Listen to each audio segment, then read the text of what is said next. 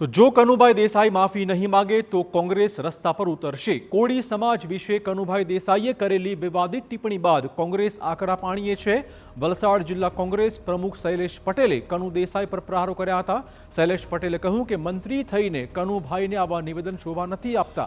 તેઓએ પડકાર ફેંક્યો કે જો કોળી સમાજ અને ધોળી એક થઈ જશે તો ભાજપ ક્યાંયનું નહીં રહે।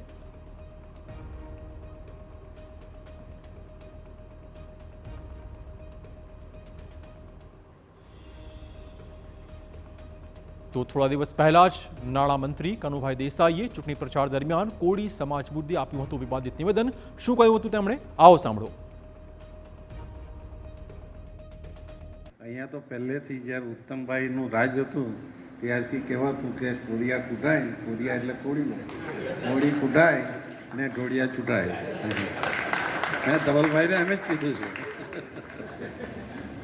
એટલે કોઈ પણ કોંગ્રેસી હવે બાદ ભીડવાની હોય તો આ સમાજે હંમેશા બાદ ભીડી છે।